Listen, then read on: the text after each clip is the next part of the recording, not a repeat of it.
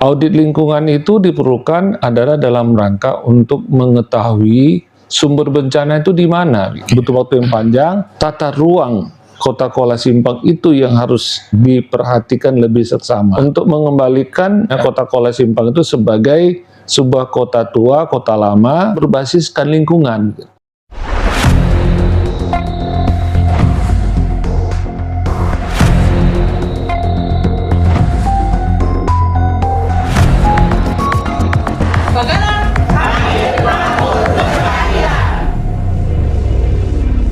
Penataan ulang soal daerah Tamiang, bagaimana menurut Abang?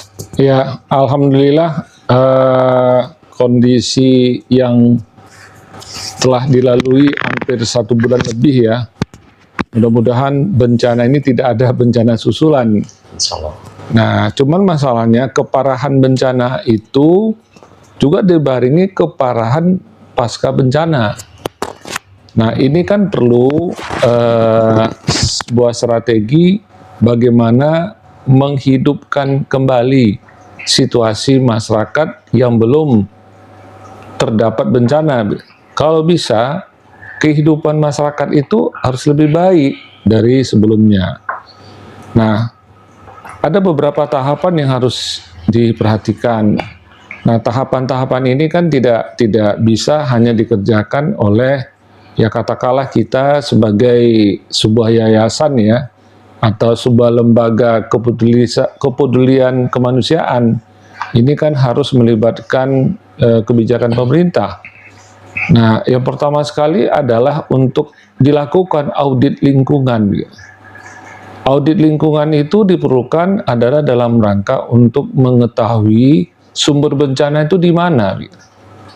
Nah, setelah terdapat sumber bencana itu, maka kita coba antisipasi supaya tidak terjadi pengulangan bencana. Nah, salah satu contoh adalah kita melihat bahwa ternyata hutan yang seharusnya itu bisa mendangkal bencana berupa banjir, itu kan banyak gundul. Ditambah lagi beberapa perusahaan-perusahaan yang menanam sumber ekonomi dari konsep perhutanan itu kan tidak taat azas tentang lingkungan. Oleh sebab itu pemerintah harus melakukan audit ya, yang disebut dengan audit lingkungan hidup. Lantas setelah dilakukan audit lingkungan hidup, maka dilakukanlah penataan ruang.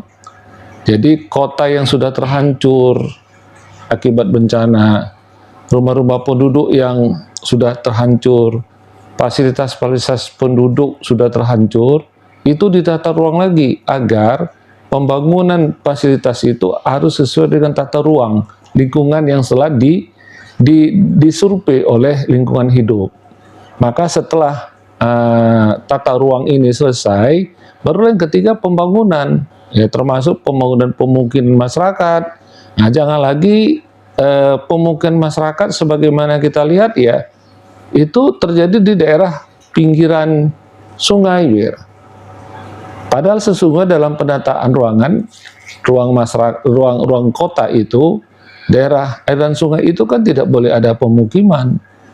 Nah, bagaimana konsep yang dulunya ada pemukiman penduduk secara persuasif ya, diajak penduduk untuk hijrah atau relokasi lah bahasa canggihnya, ke tempat memang penduduk itu aman, jadi tidak akan mungkin lagi terjadi bencana. Nah, ketika relokasi penduduk itu juga harus diperhatikan situasi ekonomi penduduk tersebut, di mana ada fasilitas pendidikan, juga ada fasilitas pasar, juga ada fasilitas, misalnya kalau masyarakat Aceh Tamiang yang kita lihat itu banyak bercocok tanam padi.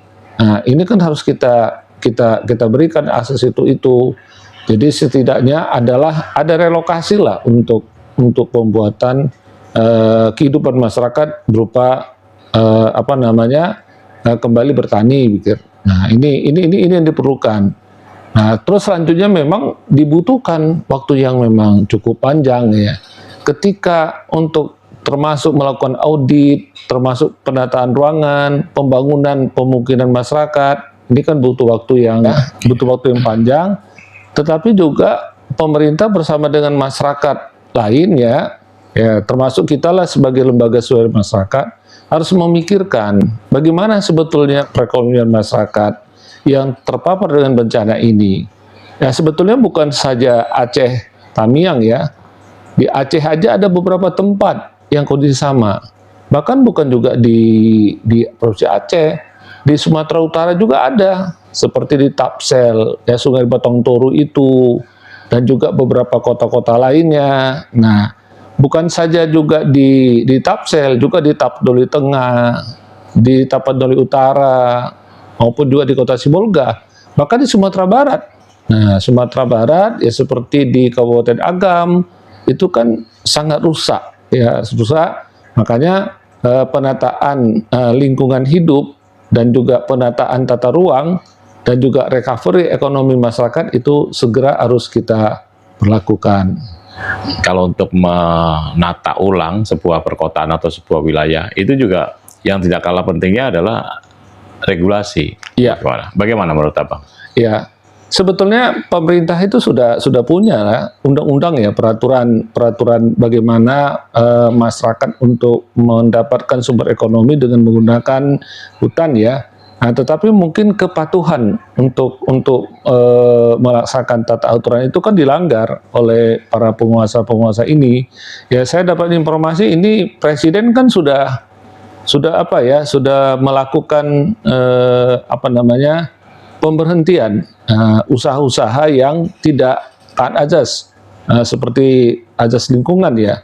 Tapi saya pikir bukan hanya sekedar mereka tidak lagi beroperasi, tetapi perlu juga mereka harus menggantilah sesuatu yang sudah rusak itu. Maka harus ada kebijakan pemerintah lah dalam hal ini.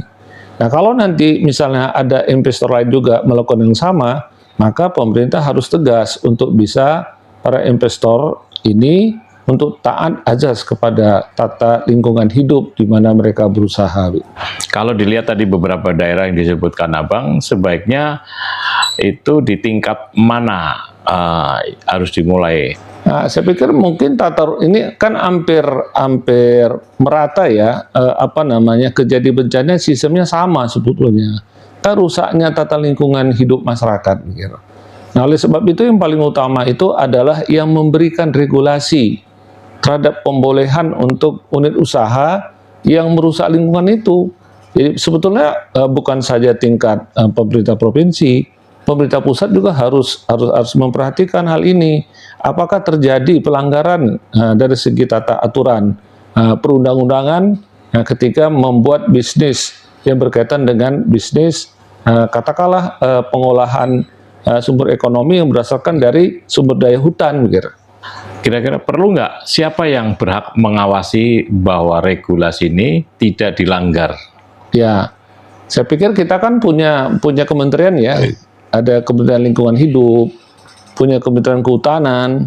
Sebetulnya mereka lah yang wajib sebagai pengawas, karena mereka lah yang akan memberikan perizinan. Di samping itu juga pemerintahan provinsi dan juga pemerintahan kabupaten kota, karena surat izin eksplorasi hasil hutan itu kan yang pertama sekali yang merekomendasikan tingkat pemerintahan bawahnya, ya tingkat pemerintahan kabupaten kota. Jadi kalau pemerintahan kabupaten kota tidak memberikan izin, secara otomatis kan usaha hasil hutan itu kan tidak bisa dilakukan. Nah, kalau menurut Abang, sentuhan apa yang kira-kira pas untuk wilayah Tamiang? Saya masa kecil itu di daerah Kota Kuala Simpang, sebagaimana yang pernah saya sampaikan. Kota Kuala Simpang itu sebetulnya adalah kota mati sebetulnya. Nah, tapi karena ada usaha permijakan di situ, Pertamina wilayah 1 ya, yang tepat di rantau Kuala Simpang, sehingga dia menjadi daerah singgahan di situ. Jadi banyak para karyawan Pertamina itu kalau berbelanja itu lebih banyak di Kuala Simpang, sehingga ekonomi kota Kuala Simpang itu baik. Walaupun antara Kuala Simpang sampai dengan kota Medan itu tidak begitu jauh. Tapi dengan berubahnya status kota Kuala Simpang yang dulunya adalah kota kecamatan dan berubah menjadi kota kabupaten, dan kota Kuala Simpang itu ibu kota kabupaten, maka otomatis infrastruktur perkotaan itu akan berubah. Cuman persoalannya adalah tata ruang Kota Kuala Simpang itu yang harus diperhatikan lebih seksama. Kita kan banyak menemukan terdahulu itu kan bangunan-bangunan tua, Nah, ini sangat tepat lah untuk mengembalikan Kota Kuala Simpang itu sebagai sebuah kota tua, kota lama yang itu sudah bisa menjanjikan satu bisnis ekonomi yang cukup baik. Nah, satu sisi misalnya tadi saya katakan harus ada relokasi. Kan hubungan antara Kuala Simpang dengan Langsa itu kan dihubungkan dengan Titi yang cukup panjang. Nah, mungkin Titi itu bisa direnovasi sebaik mungkin, dan di bawah Titi itu kan ada sungai. Bagaimana penataan sungai itu dibuat baik sehingga itu adalah merupakan satu konsep wisata, dan pinggiran sungai itu yang dipenuhi dengan rumah penduduk. Itu yang disebut dengan Kota Lintang atas dan Kota Lintang bawah. Yang saya katakan itu tidak tepat menjadi tempat domisili masyarakat. Bagaimana dirubah Kota Kuala Simpang yang di Kota Lintang atas dan Kota Lintang bawah itu menjadi taman kota atau hutan kota. Mungkin dengan cara membangun misalnya menanam, ya saya contoh lah misalnya pohon trembesi. Kan pohon trembesi ini kan mengandung oksigen cukup tinggi sehingga Kota Kuala Simpang itu bisa dibuat kota yang sejuk. Nah, di satu sisi itu kan ada di Bukit Tempurung ya. Bukit Tempurung itu saya melihatnya itu kan penataan bangunan-bangunan, katakanlah ruko-ruko tempat sumber ekonomi masyarakat itu sepertinya tidak tertata dengan baik. Nah, bagaimana konsep pembangunan ruko itu tertata dengan baik, tetapi juga harus berbasiskan lingkungan. Artinya ada tanaman-tamanan hutan kota, Terus di daerah-daerah antara satu kecamatan dengan kecamatan lain, memang harus disediakan yang disebut dengan tanaman hutan kota, sehingga Kota Kuala Simpang itu semakin sejuk. Nah, apalagi Kota Kuala Simpang itu adalah satu kota yang merupakan penghubung antar provinsi Sumatera Utara dan provinsi Aceh. Nah, sehingga sebetulnya dengan ditata Kota Kuala Simpang itu sebaik rupa dengan penataan yang sangat sempurna, maka Kota Kuala Simpang itu bisa dibuat dengan kota transit ekonomi. Apalagi sekarang ini kan infrastruktur jalan ya, antara Medan sampai Kuala Simpang, mudah-mudahan nanti rencana pemerintah pusat untuk sampai jalan tol itu sampai Banda Aceh. Ya, walaupun itu punya risiko kalau sampai kepada Aceh memang harus dipertimbangkan juga. Ya, para pedagang-pedagang UMKM ya kan, biasanya bisa mati ya. Tetapi kalau misalnya dibuat konsep, katakanlah misalnya dipromosikan Kota Kuala Simpang itu adalah kota wisata dan kota pendidikan, nah saya pikir itu sangat indah. Jadi orang sebelum berangkat ke Banda Aceh, dia singgah sejenak di Kota Kuala Simpang. Jadi ada satu istilah saya sebut, kalau misalnya kita ngopi habis sholat asar ke Kuala Simpang, misalnya kita dari Medan habis sholat asar, kita ngopi di Kota Kuala Simpang, katakanlah di pinggir sungai Tamiang itu. Nah, setelah nanti habis sholat maghrib menjelang Isya, kita balik ke Medan. Jadi Isya kita sudah bisa di Medan, sehingga pertukaran ekonomi itu kan cukup bagus. Nah, selanjutnya misalnya orang mau berangkat ke Banda Aceh, jadi setiap kota, antar kota itu ada tempat persinggahan, sehingga perputaran ekonomi masyarakat itu cukup bagus.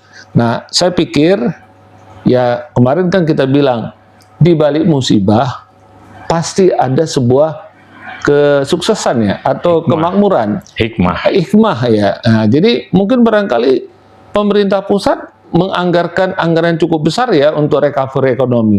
Cuman sekali lagi, bagaimana penataan Kota Kuala Simpang itu terkonsep secara baik dan benar sehingga ekonomi masyarakat itu semakin tinggi. Nah, dan ditambah juga konsep pemukiman masyarakat. Mungkin bisa jadi pemukiman masyarakat itu pada level-level tertentu ya. Ada masyarakat tertentu yang pakai yang namanya pemukiman yang sifatnya kompleks. Tapi juga jangan lupa bagaimana penataan rumah masyarakat itu tidak berkompleks yang sifatnya kaku, tetapi dibuat pemukiman masyarakat yang sifatnya adalah humanis, Ya. dalam artian bahwa tidak ada kekakuan antara satu rumah ke rumah lain. Ya, ruku tetangga itu bisa jalan dengan baik. Nah, ini kan pemerintah membuat konsep rumah apa ya, rumah pengganti ya, yang rusak-rusak tadi. Nah, tetapi saya pikir ada juga, memang saya lihat di situ ada rumah akibat bencana rusaknya nggak parah sekali, tapi dia di daerah yang memang tidak tepat, misalnya di pinggiran sungai, ya itu semua direlokasi aja kembali. Nah, cuman bagaimana meyakinkan masyarakat? Nah, ini kan harus melibatkan seluruh komponen masyarakat, baik masyarakat adat, masyarakat agamawan, maupun birokrat. Nah, ini saling bersinergi untuk meyakinkan masyarakat bahwa perubahan kehidupan masyarakat itu harus berubah setelah terjadinya, katakanlah ini semacam sinyal dari Allah agar mereka bisa berubah lebih baik. Kan Allah mengatakan kan, Allah tidak akan merubah nasib suatu kaum kalau kaum itu tidak mau merubahnya. Maka dengan konsep inilah, marilah kota Kuala Simpang berubah menjadi kota yang terbaik. Ya, satu sisi saya juga berharap misalnya kota Kuala Simpang ini adalah satu kota yang religius, di mana setiap kota, setiap daerah pemungkinan itu hadirlah masjid-masjid, hadirlah madrasah-madrasah. Jadi samping kota modern, tetapi kota yang betul-betul religius, yang islamis.